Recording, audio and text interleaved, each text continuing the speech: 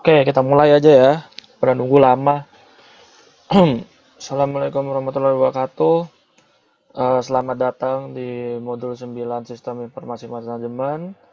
Ini adalah modul terakhir dari Sistem Informasi Manajemen ya, untuk mata kuliah dari Sistem Informasi Manajemen.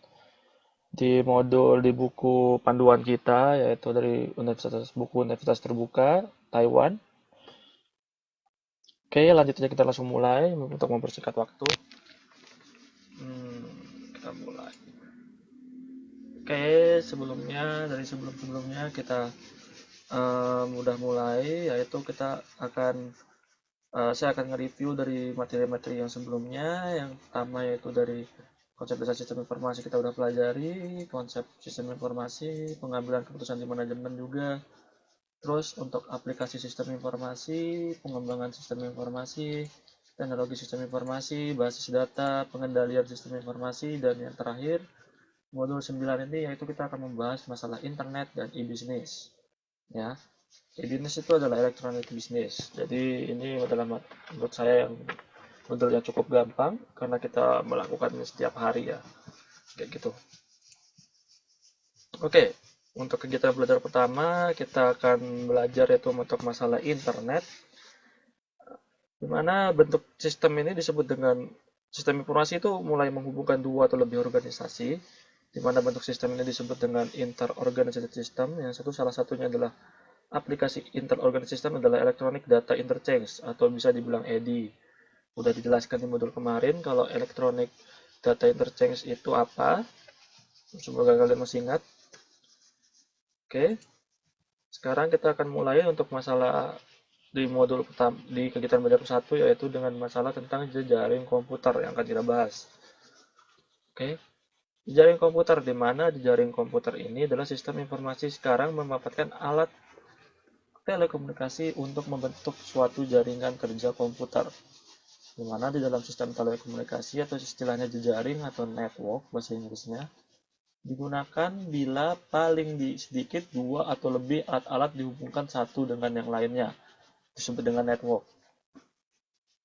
Jaringan komputer ini memungkinkan tidak hanya organisasi yang sama dihubungkan satu dengan yang lainnya untuk pengiriman data, tapi juga dengan organisasi yang lain, bahkan langsung dengan pemasok dan konsumen. Jadi itu maksudnya jejaring komputer ya, dimana dia itu punya banyak-banyak jaringan terus bisa saling menghubungkan. Dan itu entah itu salah satunya yaitu uh, tentang konsumen dengan pemasoknya, dan mungkin konsumen dengan pembelinya, dan macam-macam ya. Jadi dia membentuk suatu jaringan. Hah? Nyuci baju siapa? Nyuci baju? Mbak. Oke, lanjut aja. Jaringan komputer 2. Oke, sekarang kita untuk bahas untuk masalah untuk membentuk berisik tah. Berisik apa? Nggak ada. Terus untuk membentuk jaringan komputer secara global dibutuhkan beberapa komponen, yaitu di mana komputer atau terminal pengirim untuk informasinya, dan dua ada media transmisi atau transmission media, atau jalur atau kanal komunikasi communication channel yang akan membawa data yang dikirimkan dari sumber data ke penerima. Yang ketiga, pemproses komunikasi atau communication process merupakan alat pendukung transmisi data, misalnya modem. Yang keempat, ada perangkat lunak komunikasi atau communication software yang akan mengendalikan suatu proses komunikasi data. Yang kelima, komputer atau terminal penerima. Gitu ya. Ini untuk membentuk suatu jaringan komputer secara global. Jadi ada beberapa komponennya, yang ada 5 ini ya. Beberapa media transmisi dapat digunakan sebagai kanal transmisi, yaitu dapat berupa kabel, radiasi elektromagnetik, dan satelit. Jadi media transmisi itu kayak kabel yang sering dilihat di mana-mana ya, untuk menyambung-nyambung macam-macam LAN dan macam-macamnya. Terus juga ada radiasi elektromagnetik dan juga namanya satelit. Itu biasanya untuk media-media transmisi. Jadi satelit itu biasanya yang paling cepat itu kita bisa menggunakan satelit ya sekarang. Di satelit itu dikirim keluar angkasa, di situ banyak satelit, jadi untuk bisa menghubungkan, untuk bisa berkomunikasi dan macam-macamnya kita pasti pakai satelit juga. Itu. Oke, kita selanjutnya. Kita next ya. Oke, kabel dapat berbentuk kabel tembaga, biasanya kabel UTP, kalau ada yang sudah tahu namanya kabel UTP, yang digunakan pada telepon atau coaxial cable atau fiber optic cable. Kabel tembaga biasanya karena bentuknya di printer disebut juga dengan nama twisted wire atau coaxial cable bukan kabel yang dibungkus dengan metal yang lembek. Jadi kalau sering melihat kabel-kabel yang seperti biasanya yang buat nyambung-nyambung buat internet gitu ya, kabel-kabel UTP namanya itu. Itu biasanya buat kabel LAN maksudnya kabel-kabel yang ada di komputer-komputer untuk bisa nyambung ke internet, juga kabel-kabel telepon itu namanya kabel UTP. Itu masih lebih tradisional ya. Ada juga namanya juga dia fiber optic cable yang sekarang benar-benar itu cepet lah istilahnya ya. Fiber optic cable itu bukan dari kabel apalagi, bukan dari kabel-kabel biasa soalnya dari serpihan-serpihan kaca kalau nggak salah dibuatnya. Jadi bisa dilihat juga ya, fiber optic cable atau kabel serat optik dibuat dari serabut-serabut kaca atau optical fiber yang tipis dengan diameter sebesar diameter rambut manusia. Jadi kecil banget ya. Jadi di mana fiber optic cable mempunyai kecepatan pengiriman data itu hampir lebih dari 10 kalinya dari kabel biasa gitu. Dimana kabel fiber optik ini lebih bagus lah istilahnya ya, banyak digunakan, jadi dia tuh lebih cepat. Sekarang nama dengan menggunakan fiber optic cable, jadi benar-benar kecil gitu, kabelnya. Jadi kalau kalian lihat rambut kalian tipisnya kayak gitu ya, itu namanya fiber optic cable. Itu benar-benar itu dibuatnya bukan dari kabel-kabel kayak kabel-kabel biasa, tapi dari serabut-serabut kaca. Oke, sekarang kita akan bahas bandwidth. Bandwidth atau lebar band. Itu bahasa Indonesia jelek ya, lebar band. Istilahnya bandwidth menunjukkan sejumlah data yang dapat ditransmisikan untuk satu unit waktu yang dinyatakan dalam satuan bits per second atau bisa dikatakan bps atau karakter per second atau GPS kayak gitu ya. Ini biasanya untuk mengukur kecepatan sih, biasanya berapa sih bandwidthnya kayak gitu.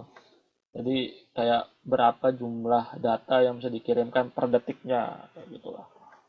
Itu ya namanya bandwidth. Jadi ada istilah-istilah seperti itu dalam internet, jaring-jaring komputer. Oke, kita next aja. Oke, selain komputer, terus juga dalam sistem komunikasi dapat data diperlukan beberapa perangkat kelas lainnya yang dipergunakan untuk proses pengiriman data, yaitu proses komunikasi proses. Contohnya itu modem. Jadi modem dan macam sejenis modem dan lain-lainnya itu dia yang kayak menggunakan suatu komunikasi, di mana itu adalah perangkat keras dan digunakan untuk suatu komunikasi dan juga menyambungkan kita ke internet kayak gitu ya. Jadi dia juga bisa untuk jadi alat komunikasi kan, internet itu kan sebagai alat komunikasi juga kayak gitu. Oke, suatu modem atau modulator atau demodulator atau disebut juga dataset diperlukan untuk mengubah data dari bentuk digital ke bentuk analog. Jadi fungsinya dari modem itu ya, kalau kalian punya modem, ngerti modem kan? Modem itu pasti itu gunanya tuh ya sebuah dataset yang diperlukan untuk mengubah dari suatu digital, jadi dikirim digital terus jadi bentuk analog kayak gitu. Terus komunikasi data melibatkan dua atau lebih perangkat keras yang dihubungkan. Supaya perangkat-perangkat keras ini dapat melakukan konektivitas, maka diperlukan perangkat lunak komunikasi.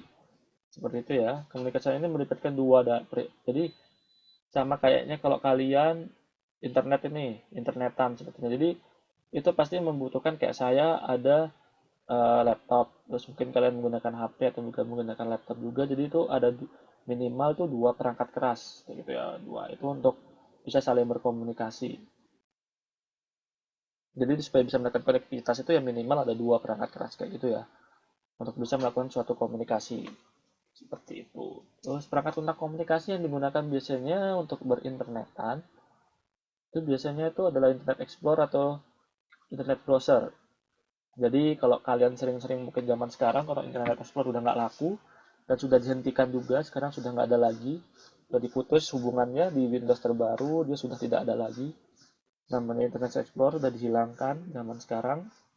Tadi kemarin baru dapat kabarnya di berita. Sekarang juga kita ada Mozilla Firefox dan mungkin Google Chrome yang lagi tenar-tenarnya. Kalau di iOS atau di Apple itu kita pakainya Safari namanya alat browsernya ya. Jadi itu perangkat lunak komunikasi yang biasa digunakan untuk berinternetan kayak gitu, untuk mencari suatu data-data. Biasanya itu kita pakainya Yaitu antara internet browser tuh kayak Mozilla Firefox, Chrome, dan namanya juga ada namanya Safari. Itu yang ada di Apple biasanya. Oke, paham ya untuk ini?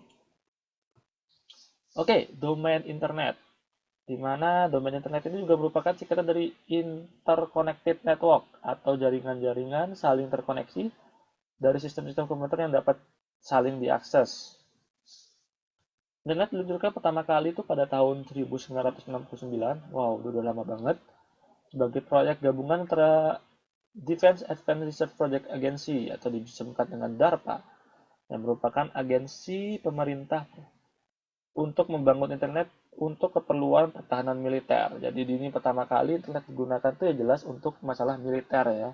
Yang dia tuh dibuat dengan 4 universitas di Amerika Serikat. Jadi kayak gabung Defense Advanced Research Project Agency atau DARPA ini bekerja sama dengan 4 universitas besar kayaknya ya, universitas di Amerika Serikat. Jadi untuk membentuk suatu pertahanan militer yang bagus. Seperti itu ya. Di mana sistem komputer yang dihubungkan dapat berupa sebuah komputer tunggal atau jaringan komputer lokal. Jadi biasanya jaringan lokal tuh yang berdekatan komputernya, jadi ada banyak dalam satu ruangan, terus ada banyak komputer, terus dihubungkan. Kayak gitu. Jadi namanya itu Local Area Network atau LAN disebutnya ya, yang saya sebutkan dari tadi. Jadi itu bentuknya masih lokal. Jadi dalam satu tempat atau mungkin berdekatan, itu nggak jauh misalnya dari dekatannya mungkin dari satu kampus atau mungkin satu gedung kayak gitu itu bisa disebut dengan LAN. Jadi jaringannya nggak terlalu Waalaikumsalam, silakan dilanjut aja Mbak Nurlela. Silakan langsung aja. Terus jadinya dia disebut LAN, jadi nggak berjauhan banget gitu ya istilahnya. Jadi masih dalam satu daerah tertentu. Contohnya kayak satu gedung atau mungkin satu ruangan kayak gitu. Itu bisa dikatakan LAN, jaringan LAN kayak gitu ya. Masih dalam satu lokasi lah kayak gitu ya. Terus komunikasi antar sistem komputer ini menggunakan media transmisi global, gelombang radio atau microwave, satelit, jaringan telepon, dan serat optik. Jadi biasanya digunakan tuh pakai gelombang radio atau microwave, atau bisa juga menggunakan satelit, atau juga dia bisa menggunakan jaringan telepon dan serat optik atau fiber optik. Tadi itu ya yang saya jelaskan. Oke, lanjut aja. Oke, masing-masing komputer yang dihubungkan dengan internet diberi alamat protokol internet. Alamat IP biasanya paling tenar rata-rata, bukan kalau bahasa Inggrisnya kita pakai alamat PI ya. Itu soalnya yang paling kenal kita saya kenalnya tuh ya alamat IP kayak gitu. Soalnya pakai bahasa Inggris yaitu Internet Protocol Address. Jadi dengan beberapa kode-kode unik dari IP seperti itu ya. Untuk mengorganisasikan alamat PI atau IP supaya lebih mudah ditemukan dan diakses. Jadi adanya IP atau Internet Protocol ini gunanya buat apa? Supaya kita bisa mudah mengakses komputer-komputer yang ada di dekat kita atau mungkin yang ada di mana-mana. Jadi kedetek gitu ya. Misalnya ini IP-nya berapa sih? IP-nya berapa sih? Kayak gitu-gitu loh. Jadi dia tuh kayak banyak lah yang berguna IP ini dibuat gitu. Jadi untuk kayak ngedetek IP komputernya itu punya IP supaya bisa ngedetek komputer lain juga kayak gitu. Biasanya tuh buat orang-orang yang biasanya jahil bisa kedetek juga nanti IP-nya berapa kayak gitu. Jadi setiap IP, setiap komputer tuh pasti beda nantinya. Kalau ingin nyambung ke internet, tapi kalau kalau nggak nyambung internet kita nggak usah gunain IP juga nggak apa-apa kayak gitu. Jadi sebenarnya kalian ini kalau udah nyambung internet ini udah ada ya IP-nya, jadi udah di randomin IP-nya tuh berapa kayak gitu. Cuman kalian nggak tahu aja, nanti di sana tuh kedaftar IP-nya langsung, setelah itu kalian bisa nyambung ke internet seperti itu. Cuman di set IP-nya kalian ini masih otomatis, jadi nggak di set manual. Jadi langsung ke detect otomatis, dibuat random IP kalian berapa, langsung hasilnya kalian bisa nyambung ke internet. Atau mungkin juga nanti kalau ke lokal area network atau LAN ya, seperti itu. Jadi untuk menggunakan alamat IP-nya lebih lanjut supaya lebih mudah ditemukan dan diakses, sistem komputer yang dihubungkan dengan internet juga dapat diberi suatu protokol nama domain atau domain service protocol atau DNS protokol. Jadi di IP address ada juga namanya DNS, itu juga berupa kode dan juga bisa berupa alamat di internet Contohnya ya, DNS itu dapat berupa .edu. Yang biasanya .edu ini digunakan buat di kampus-kampus atau institusi-institusi pendidikan. Contohnya di kampus saya NTUST, kalau mau buka websitenya, itu biasanya ntust.co.edu. Kayak gitu dia. Karena dia apa? Karena dia pendidikan. Kayak gitu. Karena kan ini kan kampus. Kayak gitu. Terus kalau misalnya ngebuka departemen pendidikan, pasti belakangnya .edu. Karena dia berbasis pendidikan. Kalau mau buka sekolah, website sekolah kalian, mungkin kalau sudah punya website dulunya, kalau udah sekolah, yang pernah sekolah di SD atau mungkin SMP atau SMA, itu pastinya pernah. Pasti kalau ada websitenya, pasti ada .edu-nya. Pasti itu ada. Soalnya dia pasti sudah pendidikan, jadi bukan .com, jadi dia pakainya .co.edu, kayak gitu. Terus untuk yang .gov juga itu untuk pemerintah.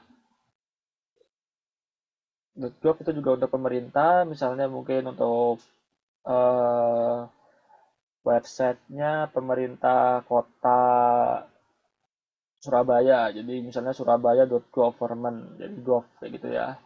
Atau mungkin pemerintahnya Taiwan, pasti dia juga belakangnya government, kayak gitu government. Untuk yang .com, untuk organisasi komersial, misalnya yahoo.com kayak gitu.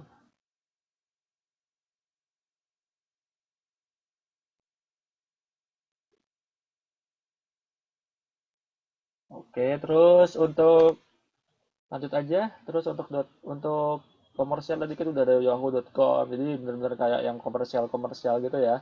Google.com, terus banyak lagi yang .com ya. Jadi itu website-website yang ini ya, website-website yang apa? Website-website yang lebih ke komersial kayak gitu ya. Banyak banget kan yang udah pakai .com sekarang. Terus juga ada yang .rg untuk organisasi umum lainnya. Ada juga yang .net atau penyedia jasa jaringan. Ada juga .mil untuk militer. Jadi jadi namanya buat domain atau udah buat website domain itu nggak sembarangan. Jadi belakangnya tuh mencirikan organisasi atau mungkin apa itu yang apa tema dari website kalian. Kalau yang udah berhubungan dengan militer, .mil kayak gitu, jadi nggak sembarangan. Jadi yang kayak yahoo.com tuh dia dibuat .com karena dia berbentuk komersial kayak gitu. Ada yang .org itu ya berbentuk organisasi umum kayak gitu. Misalnya saya mau buat organisasi nih, jadi dia nggak berbentuk, dia nggak komersial gitu.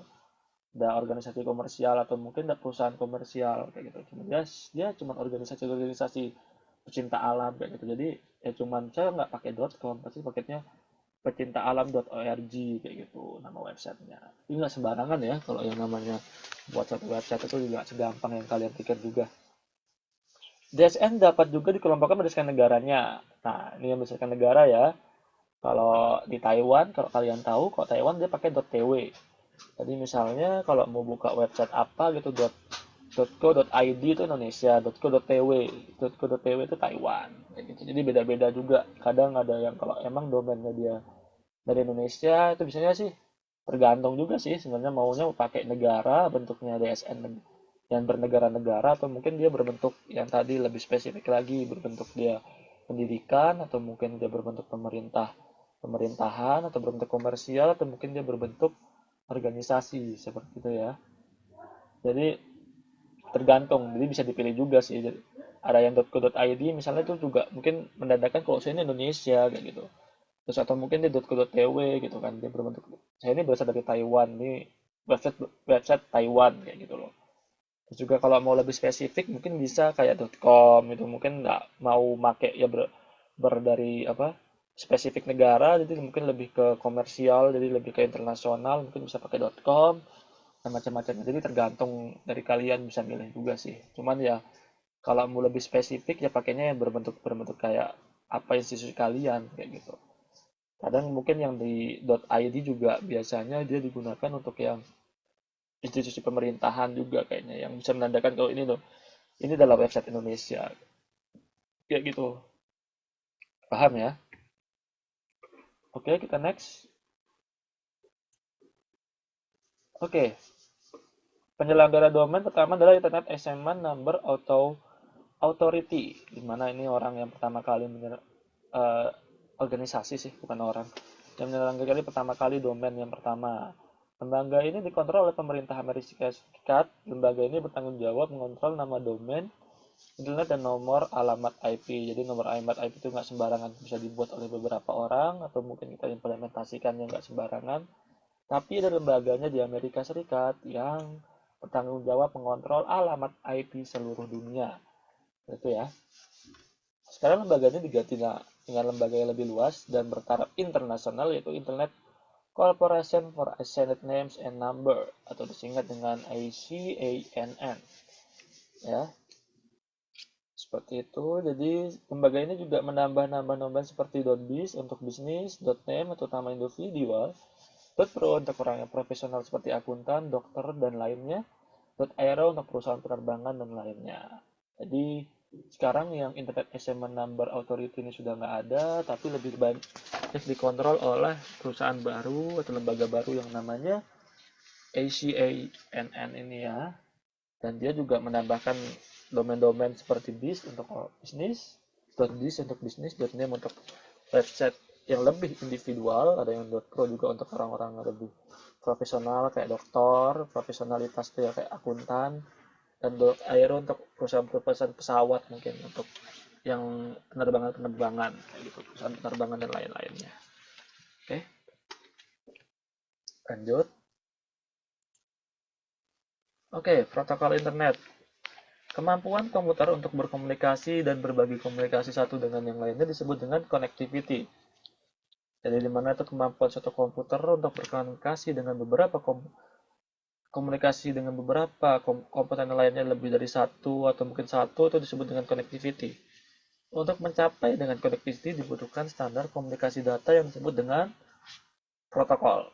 Jadi standar koneksi datanya itu atau komunikasi datanya itu namanya protokol.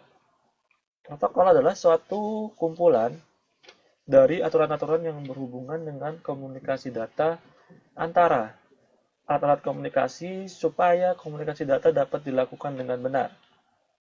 Ya. Jadi di mana itu adalah protokol adalah suatu kumpulan suatu aturan atau mungkin bisa dibilang standar operasional prosedurnya yang komunikasi data antara alat-alat komunikasi supaya komunikasi data dapat dilakukan dengan benar. Itu adalah standarnya ya. Berita-berita elektronik atau electronic message dikirimkan ke internet dalam bentuk paket-paket. Internet membutuhkan suatu protokol untuk mengontrol pengiriman paket-paket ini supaya dapat diterima dengan baik oleh komputer penerima. Jadi gunanya protokol itu benar-benar kayak dia ini ya mengontrol suatu paketan-paketan ini. Jadi kayak berita sebelumnya kayak berita-berita atau mungkin tulisan-tulisan dalam internet itu berbentuk elektronik paket-paketan yang dikirim-kirim di internet. Nah, protokol ini yang mengontrol paket-paketan yang dikirim ini. Itu mungkin itu dari server atau mungkin dari mana, jadi sehingga orang yang menerima atau orang yang membuka website atau mungkin internet tersebut bisa lebih mudah atau bisa lebih gampang menerimanya. Oke ya. Terus kita lanjut. Protokol adalah suatu kumpulan aturan-aturan yang mengendalikan sistem-sistem yang berhubungan sehingga dapat beroperasi dan berkomunikasi dengan kompatibel dan lancar. Seperti itu.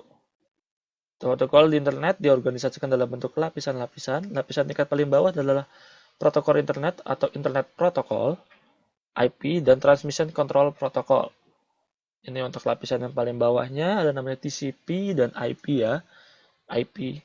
Terus protokol yang tingkatnya lebih tinggi adalah file transfer protocol atau FTP yang digunakan untuk memuat upload berkas-berkas yang akan dikirim dan mengambil berkas-berkas yang sudah diterima. Jadi FTP ini gunanya untuk mengontrol file-file yang kita upload atau kita unggah, bukan kita unggah, kita masukin ke internet, tahu kan kalau upload, dan juga yang kita ambil atau mengambil atau download kayak gitu file-file yang ada. Seperti itu tuh gunanya FTP, mengatur uploading dan downloading kayak gitu ya. Paham ya? Ini kegiatan sehari-hari kalian, pasti kalian pernah mengupload suatu file dan juga mendownload suatu file. Protokol tingkat lebih tinggi lainnya adalah Simple Mail Transfer Protocol atau disingkat dengan SMPT untuk mengirim email dan telnet untuk emulasi terminal jaringan. Ya, jadi untuk mengirim email dan juga telnet ini kayaknya nggak terlalu famous untuk yang Simple Mail Transfer Protocol ini karena jarang digunakan sepertinya. Jadi untuk emulasi terminal jaringan. Oke, selanjutnya kita akan belajar WWW. Kalau ada yang Ada tahu sebelumnya? Kepanjangannya WW itu yaitu World Wide Web. Itu pasti ada kepanjangannya pasti ya. World Wide Web atau WWW atau mungkin bisa disebut dengan W3 cukup disebut dengan web dalam bahasa Indonesianya disusunkan menjadi JJJ atau jelajah, jagat, dan jembar. Itu bahasa Indonesianya ya. Merupakan suatu sistem informasi multimedia yang memanfaatkan internet untuk mempublikasikan suatu informasi. Ya, sekarang udah famous banget, pasti kita menggunakan www apa dari internet.com kayak gitu kan ya. Jadi www nama situsnya apa, terus nama domainnya apa .com. Itu kan nama domainnya ya tadi itu. Seperti itu. Informasi multimedia di www dibuat dengan menggunakan hypertext. Dokumen hypertext disimpan di server web, misalnya geocities.com, dan diakses dengan menggunakan browser. Jadi ya kayak gini ya contohnya. Jadi prosesnya dia akan dalam suatu website, atau mungkin website yang kalian buka, misalnya website apa gitu ya, berita-berita viva.com, atau mungkin berita-berita kayak kompas.com, itu ya berita-berita kayak gitu. Mungkin yang lain-lainnya, situs-situs yang lain, contohnya yang banyak lah ya, situs-situs yang sering kalian buka itu dia menggunakan hypertext. Jadi hypertext itu kayak suatu tulisan khusus di komputer ya, kayak codingannya gitu. Terus disimpan di server. Pasti di setiap jaringan-jaringan tuh namanya ada namanya server web. Seperti itu. Jadi kayak pengintegrasinya. Jadi ada kayak core utamanya gitu ya, kayak ada sesuatu yang utama di tengah-tengah yang nanti kita bakal akses itu dulu supaya kita bisa mengakses website seperti itu. Jadi kita harus ke situ dulu jaringannya. Jadi jaringan yang internet ini, contohnya internet kita ini, kita harus ke server dulu tuh, ngambil data, nanti dia bisa muncul ke mengebuka situs yang kalian mau buka itu. Jadi jalur itu seperti itu dulu gitu loh. Jadi kebanyakan misalnya kalau website nggak bisa dibuka, kadang-kadang tuh namanya server error. Jadi servernya lagi banyak yang buka kah, atau mungkin banyak yang akses kayak gitu. Jadi bisa menyebabkan server down dan server mati seperti itu. Jadi kalau servernya mati, kalian nggak bisa buka website itu. Misalnya Facebook nih, servernya dimatiin sama pemilik Facebook. Jadi kalian nggak akan bisa buka website itu gitu loh. Jadi core utama atau inti dari suatu website itu pasti ada di server, karena kita harus mengakses servernya dulu, nanti bakal bisa ngebuka website itu seperti itu.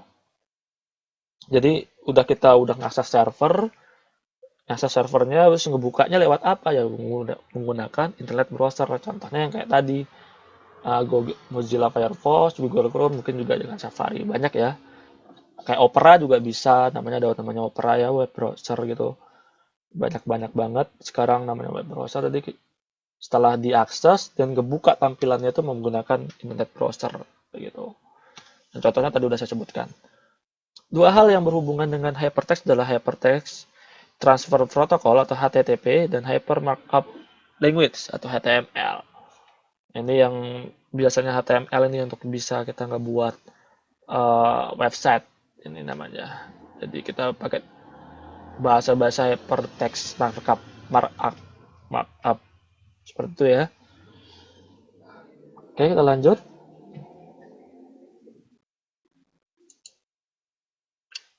Hypertext Transfer Protocol adalah protokol atau kumpulan dari aturan-aturan komunikasi yang mengatur komunikasi antara server web dengan web browser. Jadi di mana tuh dia mengatur suatu komunikasi antara server yang ada di tengah-tengah dengan web browsernya. Itu fungsinya dari suatu HTTP, dia mengontrol. Seperti itu. Tiap-tiap dokumen web mempunyai sebuah alamat yang disebut dengan Uniform Resource Locator atau URL. Untuk mengakses suatu dokumen web, maka dapat dituliskan suatu URL, misalnya sebagai berikut. HTTP gini, .temple.edu, kayak gitu ya. Jadi kalau kita mau buka suatu web, itu ada URL-nya. Jadi URL-nya tuh biasanya kayak link yang aku kasih. Biasanya kalian di web Facebook untuk bisa mengakses kelas ini itu namanya URL. Jadi kayak panjang itu namanya URL-nya. Jadi supaya kalian bisa langsung masuk ke bagian website tertentu. Jadi kalau misalnya kayak facebook.com, kan kalian cuma langsung masuk ke akses ke bagian paling depan dari Facebook. Misalnya saya pengen kalian masuk ke bagian Facebook yang paling dalam, misalnya akses dari biodata saya, atau mungkin masuk ke profil saya. Jadi HTTP, pakai HTTP titik dua garis miring 2 terus facebook.com garis miring lagi status atau mungkin profil dot apa kayak gitu, jadi kalian kasih link itu, kalian klik, kalian langsung masuk ke status saya atau mungkin ke ini saya ke apa ke alamat profil saya seperti itu. Jadi URL itu mungkin lebih ke arah spesifik gitu ya. Oke, Hypertext Markup Language atau HTML merupakan bahasa yang digunakan untuk menentukan isi dan struktur dari halaman-halaman web. Di mana dari generasi baru dari HTML ini adalah Extensible Markup Language atau bisa disebut dengan XML. Dan penerapan di pelaporan akuntansi yaitu Extended Business Reporting Language atau XBRL. Itu ya, biasanya sekarang kita menggunakannya jarang gunain HTML, tapi lebih terbarunya yaitu XML. Cuman sampai sekarang sih HTML ini masih tenar juga. Itu buat sekedar kalian tahu aja lah ya. Gitu. Jadi HTML tuh kayak bahasa pemrograman lah yang udah saya jelaskan kemarin, sama kayak Python, terus juga sama kayak Java dan macam-macamnya bahasa pemrograman yang khusus ini buat membuat suatu web HTML ini. Ada juga namanya PHP.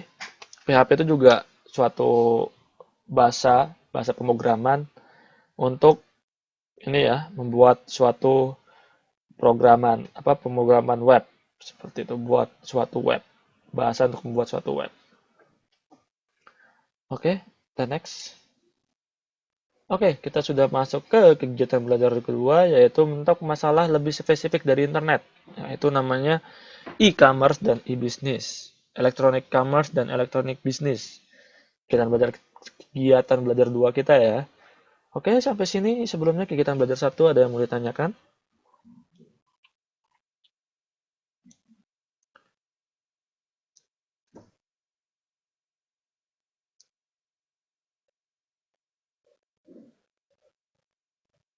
Oke, oke, lanjut aja ya.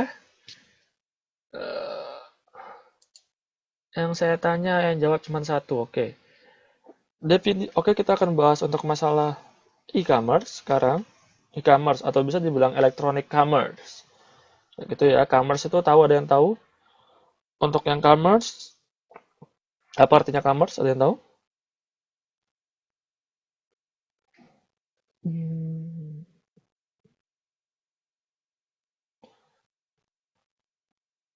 Oke, terus untuk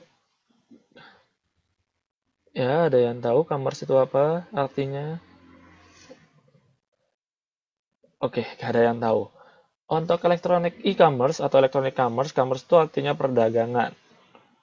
Lebih ke situ ya. Jadi elektronik.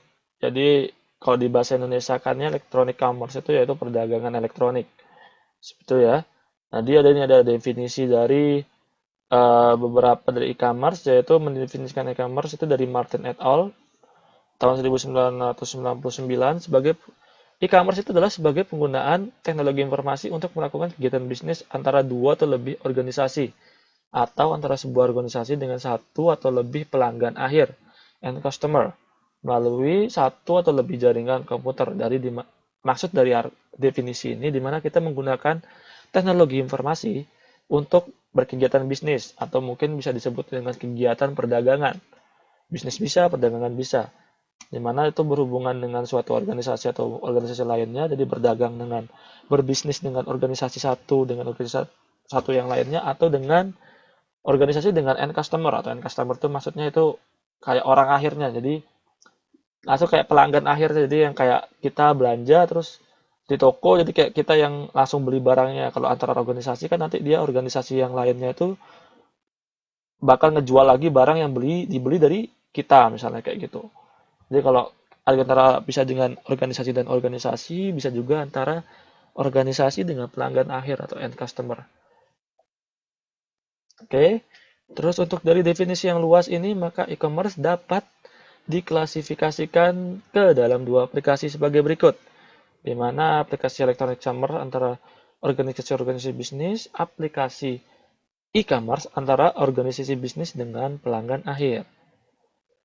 Oke ya, lanjut. Aplikasi aplikasi e-commerce antara organisasi-organisasi bisnis. Kita akan bahas ini. Sistem aplikasi e-commerce yang melibatkan organisasi-organisasi bisnis ini sering disebut dengan sistem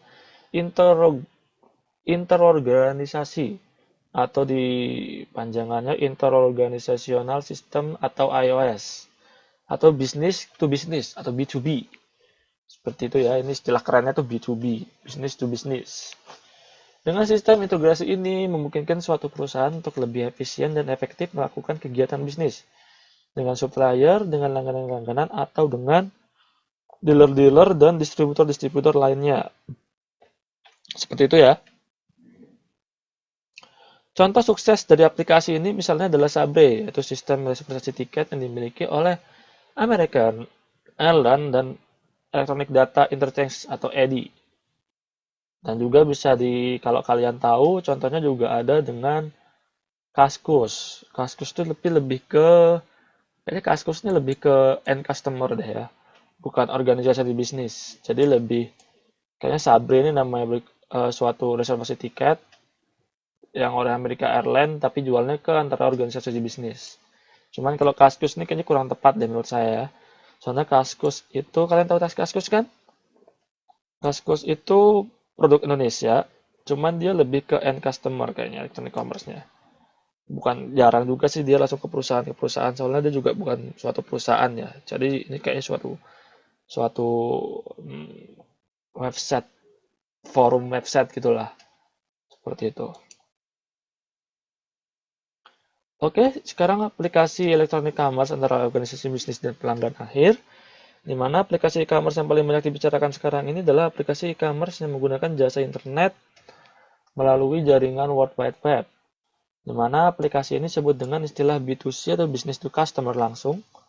Bukan business to business, tadi itu dari organisasi ke organisasi bisa disebut dengan business to business, tapi sekarang itu adalah business to customer. Dengan menggunakan internet, maka memungkinkan suatu perusahaan untuk menjangkau sampai ke pelanggan-pelanggan akhirnya, dimanapun, siapapun, dan kapanpun. Jadi dengan menggunakan internet, kita bisa mengakses kapanpun, pastinya 24 jam bisa, dimanapun, siapapun bisa mengakses juga kan, dimanapun. Kalian dengan menggunakan HP sekarang udah bisa berinternetan dan juga bisa buka website, itu jadi bisa dikatakan dimanapun kalian bisa membukanya, siapapun bisa membuka, siapapun kamu, kaya miskin juga bisa, dan juga di kapanpun, di waktu apapun, 24 jam kayak gitu ya. Di akhir tahun 1990-an, e-commerce melalui menggunakan teknologi internet, terutama menggunakan teknologi web, di mana dia benar-benar e-commerce ini benar-benar menggunakan teknologi informasi yang menggunakan teknologi web. Menggunakan internet dapat menjangkau lebih jauh sampai ke pelanggan-pelanggan akhir. Jadi ini lebih ke banyak ya e-commerce, contoh-contoh e-commerce. Mungkin bisa kalian pikirkan juga sendiri, maksudnya dari business to customer. Contohnya tuh kayak website-website, mungkin suatu toko, mungkin yang lagi tenar di Taiwan itu kayak Net, dia punya website. Itu contoh dari e-commerce. Dia juga berjualan lewat internet kan. Jadi kalian bisa pesan online juga baju-baju dari net, langsung bisa dikirimin juga langsung ke ini kalian, rumah kalian atau mungkin tempat kalian langsung. Itu contoh dari e-commerce ya. Kalau kalian bisa pernah buka websitenya net kayak gitu, itu contohnya kayak gitu. Banyak juga sih contohnya. Kalau website-website yang kalian tahu, saya Latif itu website juga mbak. Website apa ya? Saya nggak tahu. Kayak gitu.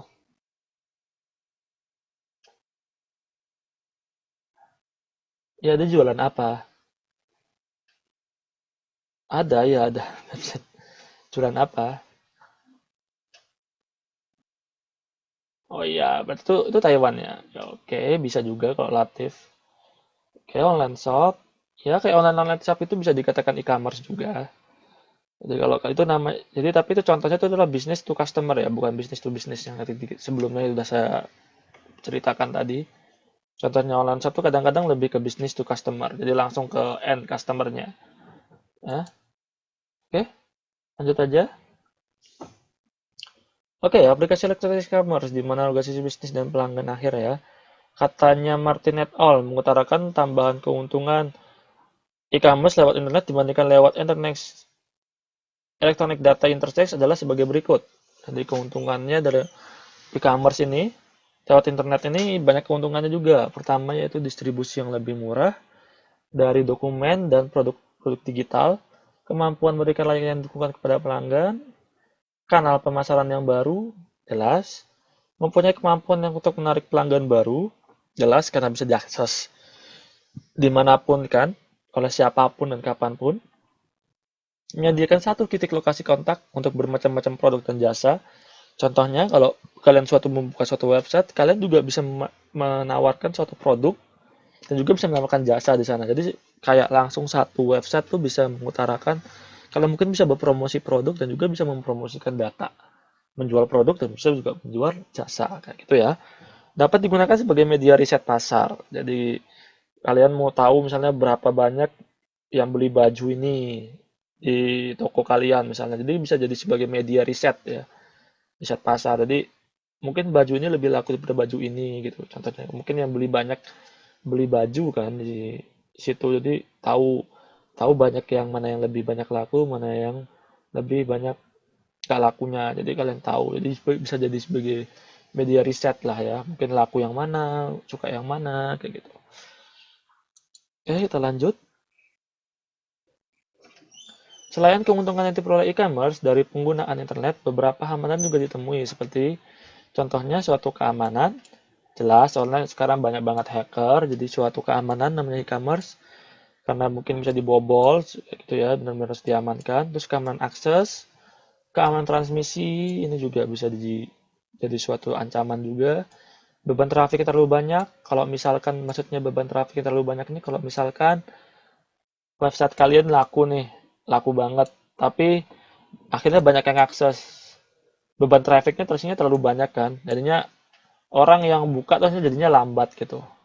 Kalian pernah ngerasain kan nama buka suatu website itu lama? Terkadang sih bukan gara-gara koneksi internet kalian, tapi karena beban trafficnya yang terlalu banyak, jadi banyak banget tuh yang akses website itu, akhirnya kadang membuat servernya tuh jebol itu karena banyak banget yang akses gitu.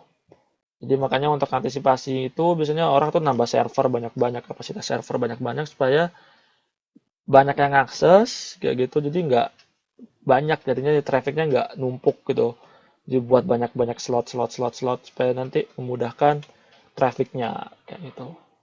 Memudahkan jalur-jalurnya supaya bisa nggak tersendat gitu ya. Walaupun banyak yang akses. Jadi traffic itu kayak macet lah istilahnya ya. Jadi kalau emang cuma satu jalur doang, banyak yang numpuk, akhirnya kan stagnan gitu ya, cuma diam aja. Jadi dibuat beberapa banyak traffic, jangan terlalu banyak jalan supaya nggak macet, jadi kan juga nggak terlalu banyak yang numpuk di satu. Seperti itu. Contohnya seperti itu ya namanya akses internet, jadi kita bisa bayangkan kayak macet. Yang kelima ada kesulitan sensor, dan yang keenam ada kesulitan mengukur kinerja dan dari situs. Apakah keberhasilannya akan diukur dari jumlah orang yang mengunjungi atau diukur dengan cara lain. Kayak gitu ya. Jadi banyak lah untuk mengukurnya, bisa dari kan kita bisa tahu tuh di website kita, misalnya kita buka website itu ada alat pengukurnya tuh, berapa berapa banyak yang mengakses website kalian nantinya, misalnya 1.000 orang atau berapa orang itu kalian tahu, jadi berapa banyak yang bakal mengakses website kalian itu kayak gitu ya. Oke, kita lanjut. Oke, ini sekarang kita udah masuk ke e-business. Tadi udah electronic commerce ya, sekarang kita udah masuk ke e-business atau electronic business. Peranan e-commerce itu tidak hanya terjadi dalam sekejap, tetapi lawan beberapa tahapan sebagai berikut. Jadi ini untuk yang e-commerce ya, di mana pertamanya e-commerce itu ada pada tahun perkembangannya di 1994 sampai dengan 1997. Di mana tahapan ini merupakan tahapan awal dari e-commerce yang masih berbentuk website. Kayak gitu ya, banyak perusahaan membangun situs jaringan, memberikan suatu informasi, dan juga dia meninggalkan nama dan alamat untuk dihubungkan kembali oleh perusahaan lain situ ya. Kayak gitu. Gitu ya. Nama saya Riza, Mbak, bukan Reza. Oke, lanjut.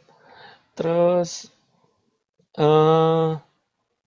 Untuk yang e-commerce ini, jadi itu masih tahap awal ya, yang 1994 sampai 1997. Jadi itu masih tahapan awal di mana dia masih membangun situs, masih berbasis website biasa, kayak gitu ya. Terus yang kedua, ada tahapan kedua yaitu 1997 sampai dengan 2000.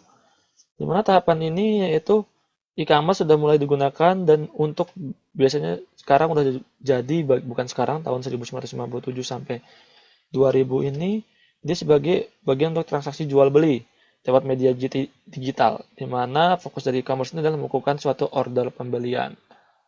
Jadi sudah jadi transaksi jual beli ya e-commerce pada tahun itu udah mulai famous, akhirnya dia udah banyak yang mau gunakan gitu. Jadi udah ada transaksi di sana ya antara di dalamnya udah bisa pakai jual belilah kayak gitu.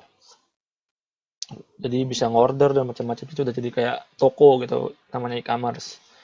Yang ketiga di dua tahap yang ketiga yaitu 2000 sampai dengan sekarang, fokus dari e-commerce ini adalah untuk mendapatkan suatu keuntungan. Di mana keuntungan tidak hanya meningkatkan pendapatan kotor, tetapi juga meningkatkan margin kotor.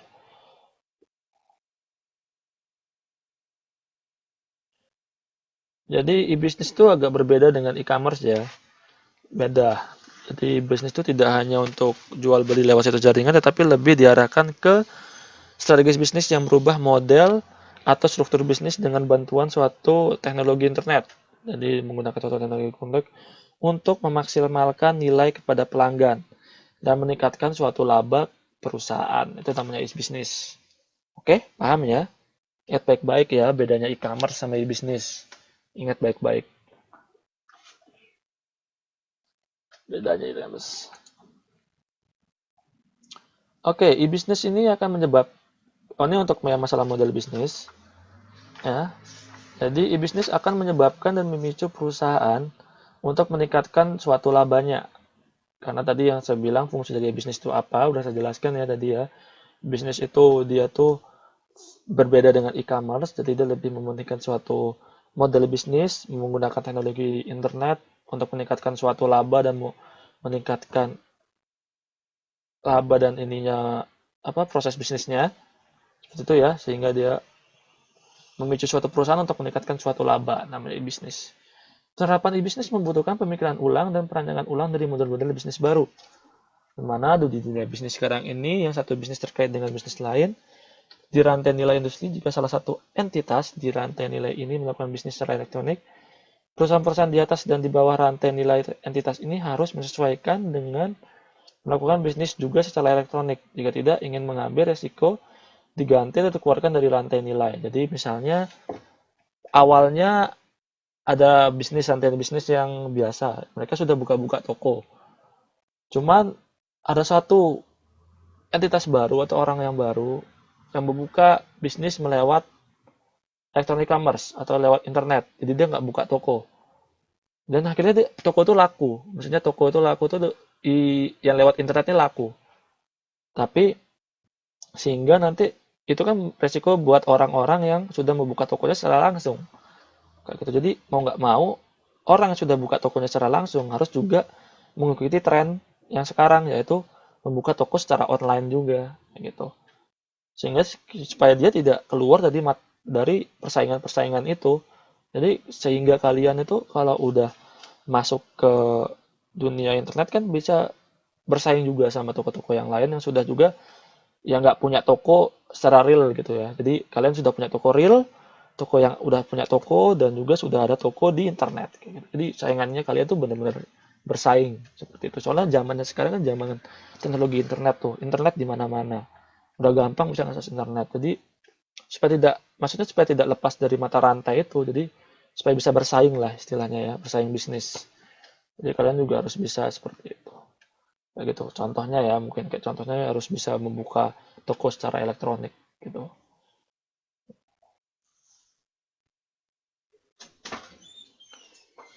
Oke, zaman persaingan bisnis. Oke. Terapan e-bisnis tidak hanya sekedar penerapan internet atau teknologi dari sisi teknisnya saja, tapi lebih dari perubahan struktur bisnis. Jadi tidak penerapan e-commerce-nya atau penerapan toko kalian ke internet doang, tapi ini juga kita lebih berbicara untuk unit bisnis itu untuk masalah struktur bisnis. Jadi lebih ke model bisnis kalian seperti apalah gitu ya. Tidak hanya kalian mengubah toko real menjadi toko elektronik kayak gitu ya. Maksudnya dari toko yang sudah ada, toko yang real udah ada, punya tokonya, terus kalian ubah mengadakan toko yang elektronik atau elektronik commerce kayak gitu ya. Itu tidak itu, tapi gimana kalian mengubah suatu struktur bisnis kalian. Seperti itu ya.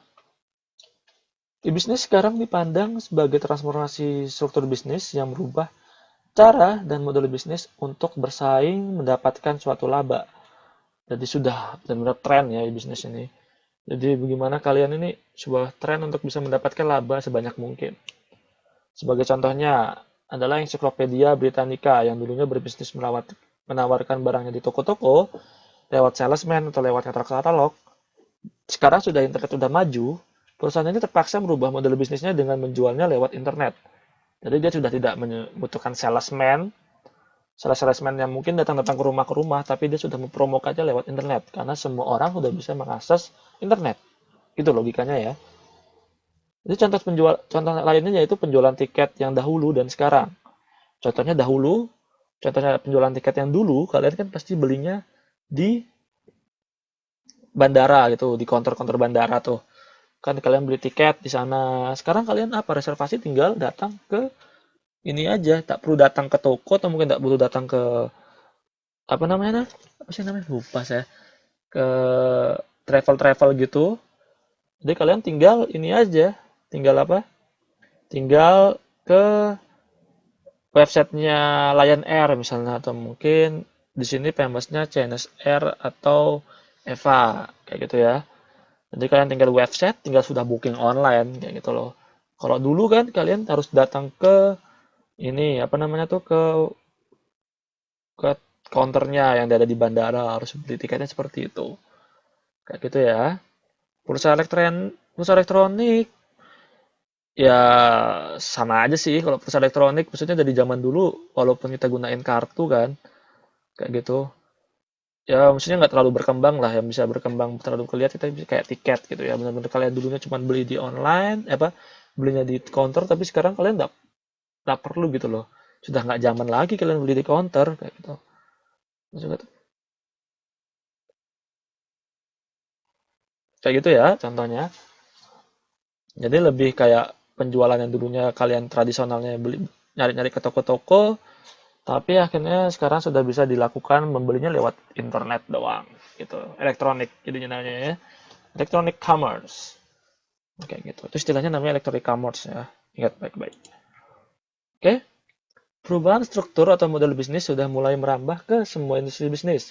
Seperti jasa keuangan, distribusi barang, pengecer, dan agen.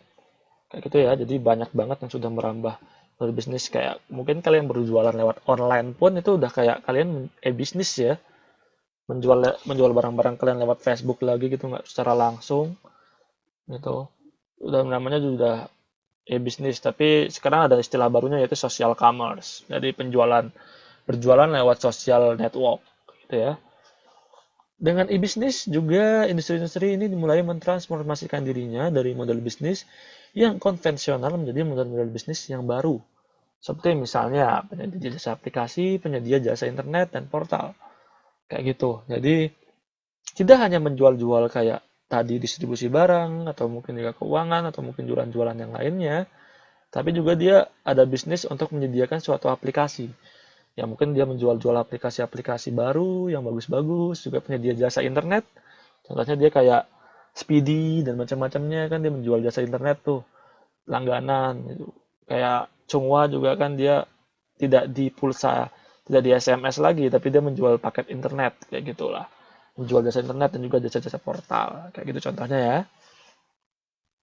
Oke, transformasi struktur tidak hanya terjadi di aktiva-aktiva berwujud tangible atau bisa dikatakan tangible asset seperti proses dan produk-produk yang dijual oleh perusahaan, tapi juga terjadi di aktiva-aktiva tidak berwujud atau intangible asset semacam merek, hubungan dan pemasok dan pelanggan. Kayak gitulah ya. Contohnya transformasi dari struktur-strukturnya tidak berwujud juga bisa, berwujud juga bisa kayak gitu. Oke, kita lanjut model bisnis masih dalam modul-modul bisnis. Untuk menghadapi tantangan sekarang ini, untuk dapat berhadapan dan memenangkan persaingan, maka struktur atau model perusahaan perlu dirancang ulang terus-menerus disesuaikan dengan kondisi persaingannya. Pastilah ya. Sekarang kita udah pasti bisa merancang ulang gimana untuk bisa bersaing dan mendapatkan laba. Kayak gitu. Untuk melakukan transformasi struktur ini dapat dilakukan dengan mendisegregasi dan regresi rantai nilai. Jadi disegregasi rantai nilai itu adalah kayak memisahkan cara-cara atau bisa dikatakan means dengan akhir-akhir atau bisa dikatakan ends. Means adalah produk-produk atau jasa yang dijual dan ends adalah kebutuhan-kebutuhan akhir yang diminta oleh pelanggan, tidak hanya sekedar produk atau jasa yang dijual. Kayak gitu. Paham ya maksudnya? Ini untuk yang regresi. Itu ada namanya dia ends, misalkan cara dari ends, yaitu produk-produk yang dijual itu apa. Means maksudnya langsung menjadi suatu akhir, yaitu ends. Mana dia itu adalah means itu yaitu cara-cara untuk menjual satu produk dan jasa yang akan dijual dengan akhirnya itu kebutuhan-kebutuhan yang diminta oleh pelanggan, tidak sekedar yang produk jasa atau mungkin produk-produk yang dijual. Seperti itu ya, benar. Disegresi membutuhkan perusahaan untuk mengidentifikasikan, menilai, dan memelihara inti dari bisnisnya, yaitu kebutuhan-kebutuhan pelanggan yang dipuaskan lewat produk atau jasa yang dijual dan pelayanan dan informasi di sekitar produk atau jasanya. Contohnya, ada mungkin suatu barang-barang, mungkin dia tidak puas dengan produknya atau mungkin jasanya, tapi pelayanannya dan juga informasi yang telah diberikan kehadap klien, kayak gitu. Mungkin produknya tidak bagus-bagus amat, cuman dia mengasihkan pelayanan yang lebih bagus, mungkin gitu ya. Dan kalian pernah tergoda dengan iklan, pastilah ya. Mungkin produknya tidak bagus-bagus amat, cuman kalian tergoda dengan informasi yang diberikan dan juga mungkin pelayanan yang diberikan, kayak gitu contohnya ya. Rekreasi atau berarti mengumpulkan kembali nilai-nilai yang sudah diurai. Rekreasi harus diharapkan ke PC yang sudah diperbarui berbasiskan pada kebutuhan-kebutuhan pelanggan yang akan dilayani. Itu ya. Dengan hasil dari agresi ini diharapkan pelanggan akan mendapatkan nilai yang diinginkannya, bahkan dapat mendapatkan sesuatu yang lebih dari sebelumnya. Lebih nyaman bisa, lebih berinteraksi bisa, lebih menantang bisa, dan juga lebih memberikan pengalaman baru kepada pelanggan. Jadi untuk yang representasi ya, jadi dia benar-benar kayak ada suatu nilai yang dimasukkan dalam produk itu. Contohnya suatu obat-obatan atau mungkin suatu vitamin. Kalian bisa mendapatkan nyamannya, bisa mendapatkan kesehatannya, benar-benar bisa mendapatkan kesehatan dan mungkin powernya dari mungkin vitamin itu ya yang dijual kayak gitu loh contohnya ya. Tujuan dari agregasi ini adalah memberikan nilai lebih kepada pelanggan lewat biaya yang lebih murah mungkin juga dengan peningkatan diferensiasi dibandingkan dengan pesaing-pesaing lainnya. Maksudnya diferensiasinya itu yaitu mungkin sesuatu yang ada di dalam produk itu, nilai dari suatu produk itu. Tidak hanya lebih murah, tapi mungkin dia lebih berkualitas. Kayak gitu ya. Ngerti kan? Itu untuk contoh dari perbedaan dari disegregasi dengan regasi. Seperti itu ya.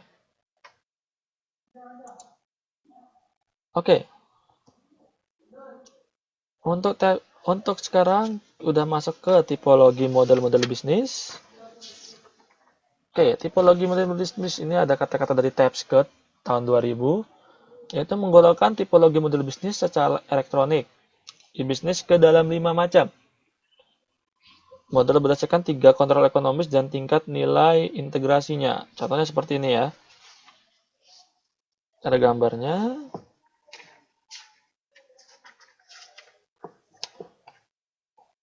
Tipologi bisnis menurut Tapscott ini ada seperti ini gambarnya. Contohnya ada kayak berorganisasi sendiri, hierarki, terus dengan jaringan di tengahnya yaitu jaringan distribusi atau distribusi network. Yang di sekitarnya ada agora, aliansi, agregasi, dan rantai nilai atau value chain. Oke, ini untuk penjelasannya. Agora, maksudnya agora itu ya adalah suatu e-commerce yang merupakan suatu tempat di mana pembeli dan penjual bertemu melakukan transaksi. Contohnya eBay, kayak gitu. Contohnya lagi Kaskus, kalian tahu Kaskus. Di mana orang-orang di sana Kaskus PJB ya, forum jual belinya. Jadi dan Amazon contohnya juga seperti itu. Jadi di mana kalian itu berkumpul dalam satu website, di sana ada penjual, ada pembeli juga. Contohnya ya. Terus untuk agregasi atau aggregation adalah e-commerce yang menggabungkan agregasi beberapa pemasok ke dalam sebuah toko online yang nyaman. Contohnya Amazon. Oh, ini yang Amazon ini buat agregasi ya. Saya salah berarti tadi. Contohnya eBay. eBay itu kayak apa ya contohnya yang familiar eBay itu. Selain eBay. Jadi dia tuh kayak mengumpulkan beberapa orang kayak Kaskus kayaknya. Jadi dia di situ Kaskus itu ada kayak kalian yang menjual ada di sana, terus orang yang membeli di sana ada. Jadi bukan dari websitenya itu yang jualan, bukan dari tokonya yang dibuat itu. Jadi tempat kumpulnya orang kayak tokoonline.com. Terus juga banyak sih. Apa sih Tokopedia ya di Indonesia laku tuh yang baru-baru banyak ikannya. Tereng, tereng loh. Biasanya kayak gitu-gitu. Bursa efek. Itu apa ya Mbak Bursa efek online? Bursa efek itu bukannya buat yang ini ya. Apa sih namanya? Penjelasan-penjelasan tentang bursa efek dan juga ini. Jadi nggak lebih jualan sih di sana. Kalau bursa efek ini nggak jualan deh. Ini kayak eBay ini lebih banyak orang kayak Kaskus lah istilahnya. Jadi di mana kalau kamu mau jualan nih misalnya, tapi bukan perusahaan, dia berbasis personal jualannya. Saya mau jual kamera saya misalnya di sini. Terus ada juga yang orang yang pengen nyari kamera gitu. Kayak Tokopedia lah, mungkin kalian sering lihat iklannya di Indonesia, tokopedia.com gitu. Itu kayak ya maksudnya kalian bisa jualan di sana, terus juga bisa beli di sana kayak gitu loh. Ya berniaga.com juga bisa kayak gitu. Itu untuk contoh yang dari Agora ya. Terus ya toko bagus juga bisa.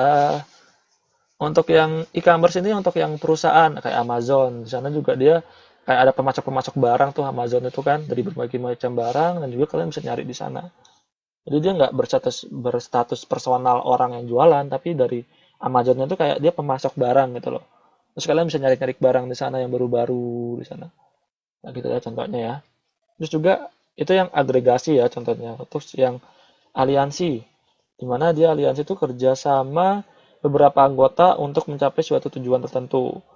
Jadi kayak apa mungkin yang menjual sesuatu tertentu, terus dia mempunyai yang membuat website ini mempunyai suatu tujuan bersama untuk bisa mencapai suatu tujuan tertentu kayak gitu ya. Terus untuk yang rantai nilai, hmm, ya. Terus untuk yang rantai nilai yaitu jaringan integrasi vertikal yang menambah nilai ke input berikutnya. Terus untuk yang kelima, jaringan distribusi atau distribution network. Jadi ini yang tengah-tengah ya, menyediakan mengolah mengolah mengalokasikan dan mendistribusikan daripada memproduksi dan membeli barang-barang, jasa dan informasi. Contohnya kayak UPS dan WSPLD.com kayak gitu ya. Kayak dia menyediakan jasa-jasa mengalokasikan distribusi kayak gitu ya. Jadi pemberi jasa-jasa seperti itu. Dia bukan memproduksi dan juga bukan membeli barang-barang. Gitu ya. Jadi contohnya itu kayak UPS dan ini UPS.com. Ini jarang jarang yang buka juga sih website ini ya. Jarang saya buka juga. Soalnya nggak terlalu butuh juga ya. Misalnya perusahaan-perusahaan doang sih yang butuh perusahaan-perusahaan besar. Soalnya dia lebih menjual dana jasa-jasa alokasi dan juga distribusi. Oke, kita lanjut. Masih di tipologi, model-model tipologi.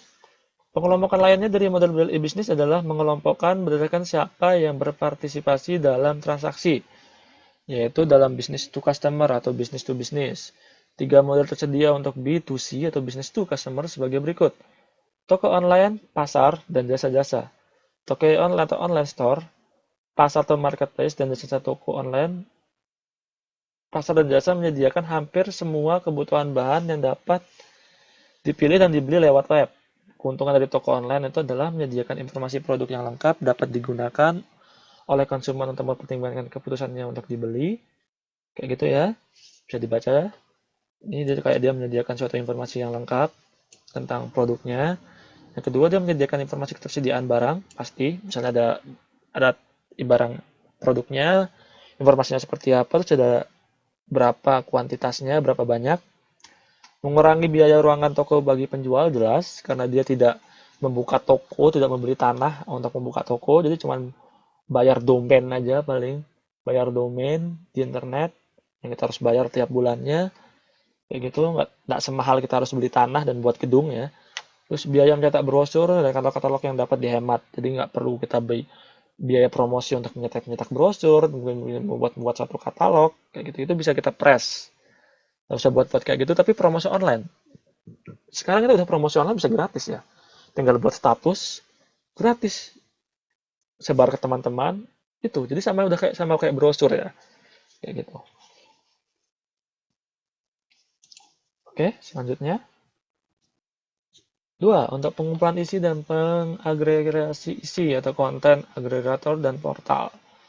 Di mana pengumpulan agregator merupakan distributor yang mengumpulkan banyak penjual dan memberikan informasi barang dan jasa dari penjual-penjual secara online. Jadi, pembeli dapat membandingkan barang-barang atau jasa yang ditawarkan dan kemudian dapat membeli langsung kepada penjual secara online atau secara manual. Pembeli dapat membeli secara online karena agregator menghubungkan link ke alamat situs web penjual. Contohnya nih, jadi dia kayak pengumpul atau merupakan distributor yang memberikan suatu informasi suatu barang apa, oh ini barangnya seperti ini, bagus, terus dia mencantumkan link dari toko online, kayak gitu, toko-toko online. Jadi dia cuman kayak penyalur aja, kayak gitu. Bisa jadi seperti itu. Jadi misalnya dia ada satu produk nih, produk ini misalnya kursi bagus nih, informasinya seperti ini. Terus yang toko yang banyak banget toko online yang jual kursi ini. Terus banyak websitenya nih. Harganya misalnya toko ini beda-beda kan, tiap-tiap harga, tiap-tiap toko pasti pasti ada bedanya, pasti kan dari segi harga. Nah, itu bisa contohnya dari pengumpulan isi ini yang nomor 2 ini, dia tuh kayak cuma munculkan produk barangnya aja, cuman kita bisa bandingin di setiap website yang jual kursi ini misalnya kayak gitu, barang produk ini tuh contohnya. Jadi misalnya dia tadi tuh banyak website yang menjual dengan harga sama, cuma ada satu website yang menjual, jadi kita bisa bandingin gitu loh, dengan barang yang sama, kursi yang kayak gini, kita mau nyari yang lebih murah atau mungkin kita nyarinya yang kualitasnya masih bagus kayak gitu. Informasinya udah ada nih. Oh iya, oke, saya bakal nyari yang mau harga lebih murah. Terus kita tinggal bandingin aja. Di situ banyak link toko online, tinggal kita jadi perbandingan aja. Terus oh ternyata toko ini harganya segini gini. Oh, akhirnya kita nyari yang lebih murah, ya udah kita ke toko ini gitu akhirnya kayak gitu. Terus itu juga bisa kita beli secara online, mungkin juga kita bisa langsung ke tokonya kayak gitu. Jadi ini nggak terbatas di toko online atau mungkin ini ya. Jadi sekedar ada juga kan yang toko atau mungkin toko langsung gitu ya, toko-toko real itu yang membuat dia nggak jualan online gitu. Jadi dia cuma ngasih informasi aja di websitenya, oh saya jualan ini, tapi kalian nggak bisa beli online. Kalian harus ke toko saya gitu untuk beli barang-barang yang saya sudah sediakan ini. Jadi cuma sekedar buat website sebagai media promosi kayak gitu. Paham ya? Oke. Oke. Yang ketiga yaitu penyedia infrastruktur. Sekarang ini banyak banget perusahaan yang masuk ke dalam industri teknologi tinggi atau yang terkenal dengan nama perusahaan-perusahaan high-tech teknologi. Di high-tech industri gitu ya, seperti itu. Perusahaan-perusahaan ini menyediakan, menjual infrastruktur teknologi jaringan. Jadi bisnis-bisnis yang menyediakan infrastruktur teknologi adalah contoh sebagai berikut, pabrik-pabrik equipment dan komponen-komponen, terus juga perusahaan-perusahaan yang perangkat lunak, software firms, banyak tuh perusahaan-perusahaan perangkat lunak ya, kayak apa Microsoft itu kan juga perangkat lunak kan, bisa disebut perangkat lunak. Terus penyedia perangkat lunak khusus dari jasa integrasi custom software, banyak tuh. Jadi contohnya kayak gitu ya, penyedia infrastruktur, jadi yang jual-jual layanan-layanan software dan juga mungkin hardware kayak gitu. Asus tuh kan dia termasuk yang jualan hardware kayak gitu ya. Equipment manufacture, Dell juga bisa, banyak lah pokoknya. Banyak contoh yang bisa kalian masukkan ya. Karena sekarang udah banyak banget, karena sudah berbasis teknologi ya. Oke, kita lanjut. Penciptaan nilai. Untuk dapat menyediakan suatu kebutuhan pelanggan atau ends, ini perusahaan tidak hanya harus menyediakan suatu produk dan jasa, seperti itu, tetapi juga nilai-nilai berupa pelayanan dan informasi yang disediakan. di sekeliling produk dan jasanya. Nilai-nilai yang dapat disediakan oleh perusahaan di sekitar produk atau jasa dijual adalah sebagai berikut. Contohnya, produk-produk suatu supaya kita kayak penciptaan nilai itu kayak gimana ya contohnya ya? Kayak kalian tuh pengen lagi membeli di toko tersebut, jadi nilai-nilainya itu ditambahkan. Bukan nilai harga ya, jadi dari segi nilai-nilai itu kayak mungkin jasa yang diberikan itu pelayanannya, informasinya yang disediakan, terus produk jasanya bagus kualitasnya, kayak gitu. Loyalitas konsumen itu maksudnya dari kita, jadi supaya bisa memberikan eh, pelanggan itu jadi loyal gitu terhadap toko itu ya Mbak ya, maksudnya Mbak Sulasri. Jadi loyalitas konsumen itu maksudnya supaya dia loyal untuk ke toko tersebut ya, kayak gitu. Bukan dari tokonya yang loyal terhadap customer, kayak gitu ya. Supaya orang tuh bisa kembali, itu kayaknya udah pernah diajari juga mungkin di ekonomi, ilmu-ilmu ekonomi yang lainnya ya, seperti itu. Oke, di mana untuk bisa mendapatkan suatu nilai-nilai ini supaya orang-orang ini bisa ini, kita ada beberapa perusahaan itu memberikan suatu nilai-nilai seperti dia tuh kayak kecepatan layanan. Terus kecepatan layanan yang untuk merupakan respon yang cepat, kayak instan, akurat dan adaptif. Adaptif itu adaptable kayak gitu ya. Dia bisa nggak sembarang. Jadi dia nggak stuck cuman di sini aja melayaninya. Cuman dia adaptif aja gitu. Misalnya melayani apapun kayak gitu. Tapi apapunnya itu termasuk maksudnya terhadap produknya doang kayak gitu ya. Terus adaptif terhadap kebutuhan-kebutuhan pelanggan. Jadi kayak perusahaan-perusahaan yang visioner mendekatkan kecepatan pelayanan ini di dalam produk dan jasa yang dijualnya. Jadi benar-benar kayak menumbuhkan nilai kepada pelanggan cepat gitu ya, fast respon kayak gitu. Dan juga kenyamanan yang ketiga ya, kayak gitu. Jadi kecepatan ini sangat penting dalam kecepatan layanan. Pastinya kalau kalian misalnya kayak di McD ya, beli makanan, terus dia nggak cepat melayani, kan namanya juga fast food ya. Harus cepat juga bisa melayaninya. Jadi kalau kalian nggak cepat kan ya pasti kalian udah lapar, sama kayak di restoran-restoran juga, di Starbucks atau mungkin di itu dia mengutamakan pasti namanya juga kecepatan. Kecepatan pembuatan ini. Jadi kok di lain selain kecepatan juga dia juga harus adaptif juga melayani suatu kebutuhan suatu pelanggan kayak gitu loh. Dan juga dengan suatu cepat nggak sembarangan aja kayak gitu ya. Nggak sembarangan aja dan kecepatan itu cepat tapi juga kualitasnya bagus kayak gitu. Soalnya kayak gitulah ya. Jadi misalnya kalian beli di Starbucks itu misalnya cepat tapi rasanya nggak sesuai dengan kalian, misalnya rasa kopinya atau mungkin rasanya apa, karena pasti itu menurutkan nilai dari penjualan kalian kayak gitu loh di Starbucks, penjualan di Starbucks kayak gitu loh.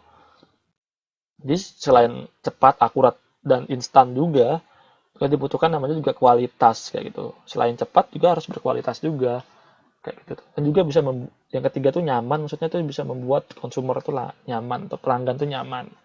Seperti itu tuh ya. Oke, selanjutnya. Oke, pelanggan menilai kenyamanan dengan mendapatkan semua hasil dengan sekali belanja atau one stop shopping. Pelanggan yang kebutuhannya harus dipenuhi berkali-kali, belanja di waktu yang berbeda dan di tempat-tempat yang berbeda tidak akan merasa nyaman. Mereka akan merasa nyaman jika semua kebutuhannya akan terpenuhi dengan sekali belanja. Benar kan ya? Pasti kalian kayak gitu ya. Ini berarti pelanggan menuntut integrasi yang baik sepanjang rantai nilai. Ini untuk yang keempat, tadi penciptaan nilai. Yang kelima namanya ada personalisasi. Dan yang keenam ada pelanggan menginginkan perusahaan untuk melayaninya secara individual dengan kebutuhan-kebutuhan akhir yang dapat berbeda dengan pelanggan lain. Jadi kayak diberi ini ya,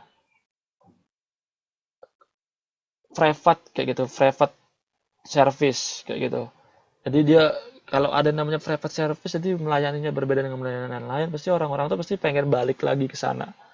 Pasti ya nggak sih? Maksudnya yang lain dilangani seperti ini, cuman kalau yang saya pengen lebih lebih baik gitu loh dilayaninya.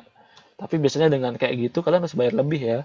Dengan pelayanan yang lebih, cuman kalian juga harus memberikan pembayaran yang lebih. Biasanya seperti itu. Misalnya kalau kalian mau jadi cepat, misalnya laptop di servis, pengen jadinya cepat nih, cepat banget, terus juga dilayaninya dengan baik dan benar.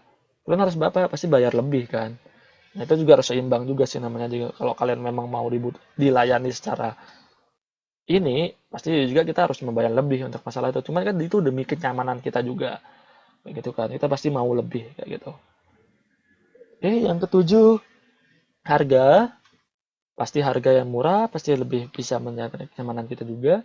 Yang kedepan juga harga produk dan jasa adalah relatif, di mana harga yang ditawarkan harus masuk akal, jangan tidak masuk akal. Misalnya kayak kalian beli pensil harganya 10.000, pensil apa kayak gitu kan, harga pensil 10.000 kayak gitu kan, itu benar-benar masuk akal. Ini misalnya pensilnya pensil bagus banget, cuma dia nggak 10.000 juga kali dijual, kan nggak realistis juga namanya ya, kayak gitu. Harga harus dihubungkan dengan kebutuhan-kebutuhan akhir yang diterima pelanggan dan dapat bersaing dengan harga akhir yang ditawarkan pesaing-pesaingnya. Jadi bersaing dengan harga akhir dan ditawarkan juga pesaing. Jadi kita harus bersaing dengan pesaing-pesaing yang ada. Tuh. Mungkin bisa harganya sama tapi kualitasnya beda. Kayak gitu-gitu ya contohnya ya. Oke, lanjut. Oke, ide penciptaan nilai masih di penciptaan nilai. Perusahaan e-bisnis dapat mempercepat inovasi nilai. Jadi bisa mempercepat suatu evaluasi nilai kita, inovasi-inovasi nilai maksudnya. Di sepanjang nilai dimensi jasa, yaitu kecepatan layanan, kenyamanan, personalisasi, dan harga. Kayak gitu. Jadi perusahaan e-bisnis itu kita dengan menggunakan perusahaan e-bisnis, elektronik bisnis itu kita juga dapat mempercepat suatu inovasi nilai. Yang dimana tadi dari dimensi jasanya yaitu dengan kecepatan layanan, kenyamanan, personalisasi, dan harga. Pastilah ya kalau kita jual online harganya pasti lebih murah. Cuman yang mahalnya pengirimannya aja sih. Misalnya kalau kalian jauh-jauh di mana gitu, harga kirimnya mahal. Pelanggan sekarang menghadapi banyak produk yang semacam dengan opsi pilihan yang banyak banget dengan harga-harga yang berbeda. Jadi kayak gitu ya. Jadi sekarang tuh dengan tantangannya tuh ya gitu, pelanggan tuh banyak banget. Kita tuh kayak banyak banget, banyak produk, semacam banyak produk, terus banyak opsinya, banyak pilihan produknya. Terus dengan harga-harga yang berbeda, jadi membuat kita bingung. Jadi dibutuhkannya kita yaitu inovasi dan juga suatu servis yang tadi saya bilang gitu ya, kecepatan layanan, kenyamanan, dan juga harga kayak gitu. Kayak gitulah contohnya kalau kalian mau berjualan ya ingat juga dengan inovasi-inovasi kalian gitu ya. Karena sangat dibutuhkan namanya suatu inovasi kayak gitu. Nah, sembarangan jual, misalnya jual jilbab atau jual kerudung nih. Cuman gitu-gitu aja. Saya kan juga bisa jualan tuh seperti kayak gitu tuh. Jadi kalian tuh harus membuat suatu jualan kalian tuh berbeda gitu. Jualan kartu, jualan ini boleh, jualan apa?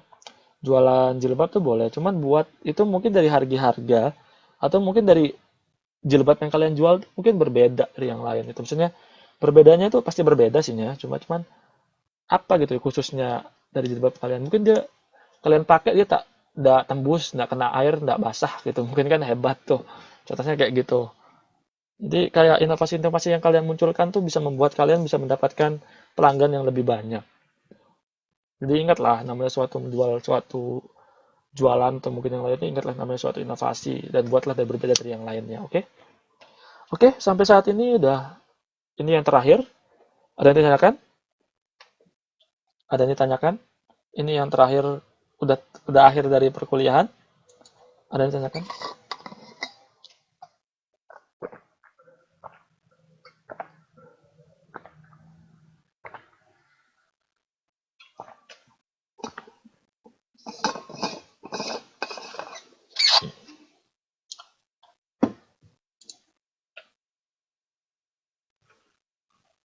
Halo semua, ditanyakan?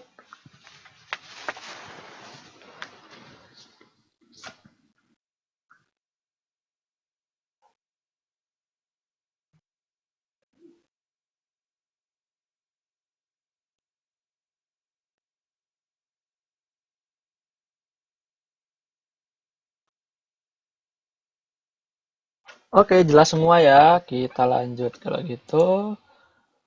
Yuk, sekarang homework 3 ya, udah jelas semua kan? Kita lanjut ke tugas terakhir kita, yaitu homework 3, tugas 3. Oke, udah paham semua kan? Tak perlu saya jelasin apa-apa lagi. Berarti udah ada, saya akan kasih tugas terakhir, tugas 3 dari kalian. Tugas 3. Oke. Oke, ini tugasnya berikan contoh-contoh e-commerce yang ada pada zaman sekarang. Berikan contoh minimal 3, berdasarkan alasannya. Jadi contohnya yaitu misalnya kalian contohin apa gitu. Contohnya. Terus alasannya kenapa kok bisa dikatakan kayak yang kalian bilang tuh bisa dikatakan e-commerce. Jadi harus ada alasannya gitu loh. Contohnya ya, misalnya saya bilang ini kayak apa namanya tuh? Kayak contohnya jual nama websitenya Webshot sudah muncul kayak gitu. Dia kenapa kok bisa dikatakan e-commerce? Karena dia menjual ini, terus dia berjualan, akhirnya dia apa memberikan suatu layanan-layanan kayak dia berjualan di internet, terus dia juga bisa bisa membeli langsung online produk-produknya kayak gitu-gitu. Jadi contohnya kayak gitu.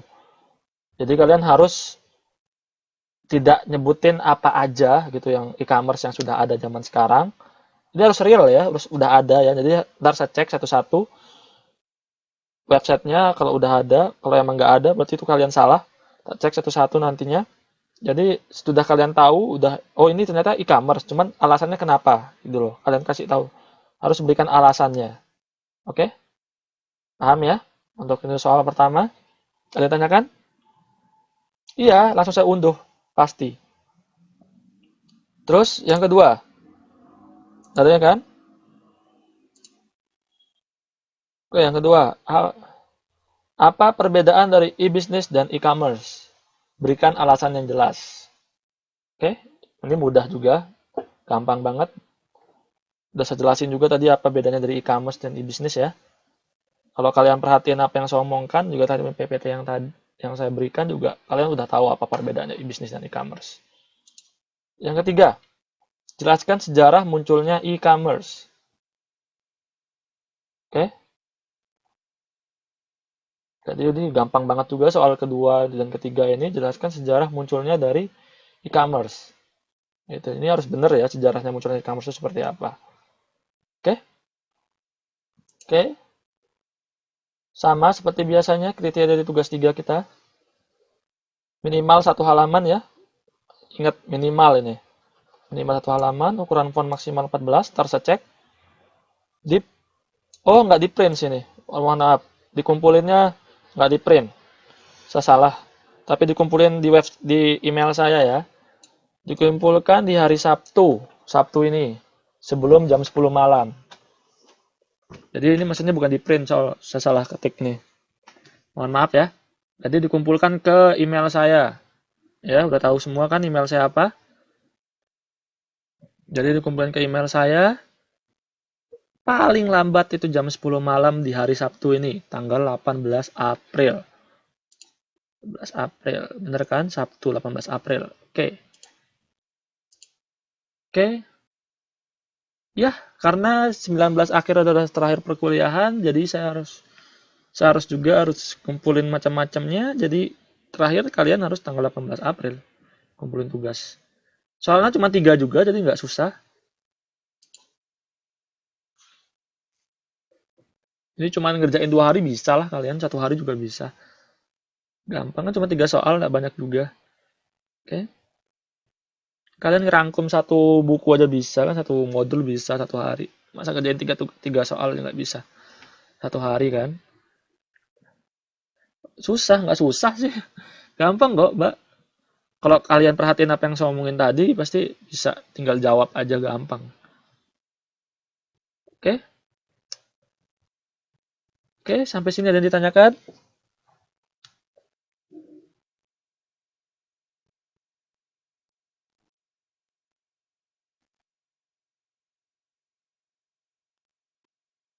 Oke, sampai sini ada yang ditanyakan?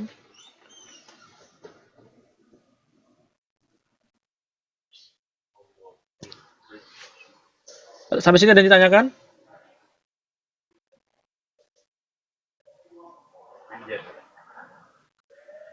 Nggak ada ya, ingat dikumpulin tugasnya. Jangan ada yang kopas, plagiat dan sejenisnya, ingat. Nilainya tetap nol. Oke,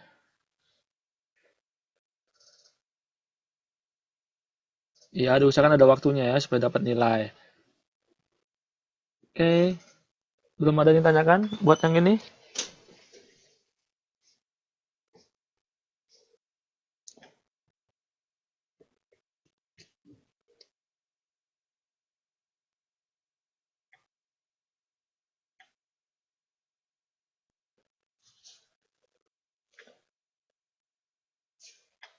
Oke, ini karena perkuliahan terakhir, sebelumnya ada yang ditanyain mungkin dari kalian semua, ada apa yang ditanyakan sama saya?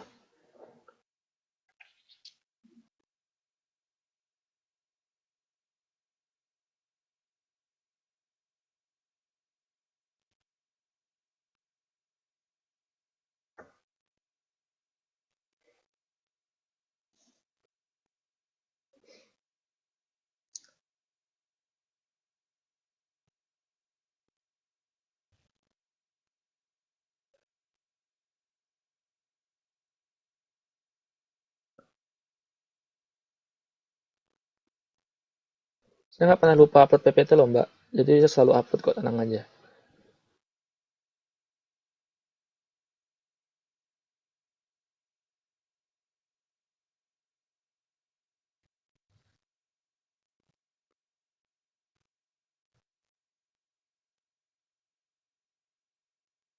Oke, oke, sebelum saya tutup, kayaknya saya absen dulu yang sekarang. Tolong yang aktif, tolong di iniin dulu. Karena kalau cuman ngelihat yang ini semuanya hadir, cuman yang aktif pengen tak iniin dulu.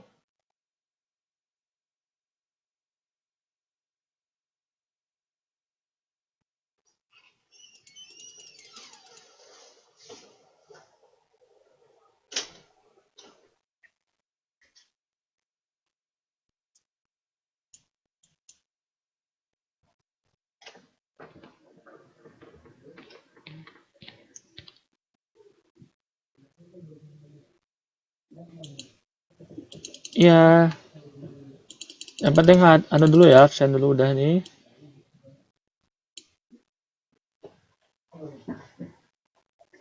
Oke. Oh iya, Pak Pri nggak ada ya? Pak Pri ini belum ngumpulin tugas juga sebelumnya. Pak Pri kenapa belum ngumpulin tugas? Nggak ada ya Pak RT? Oke, ya nggak apa-apa sih. Cuman tugasnya dia nggak ngumpulin kayaknya ini. Pak Pri nilainya, iya ya nggak apa-apa. Cuman ini tugas dia nggak ngumpulin sih. Iya ya hadir Pak. Maksudnya yang Pak Pri, Pak Pri. Nggak ngumpulin tugas, jadi tolong diingetin Pak Pri-nya ya.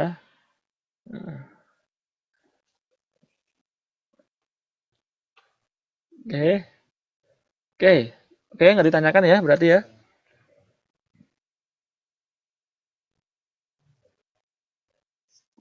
Pak Pri, Pak Pri.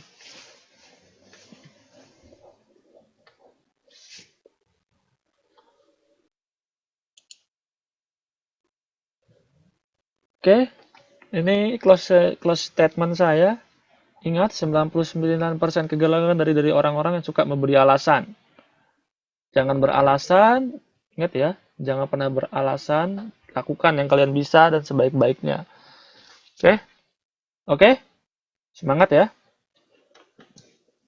Oke, saya tunggu tugasnya. Sampai sini belum ada yang ditanyakan?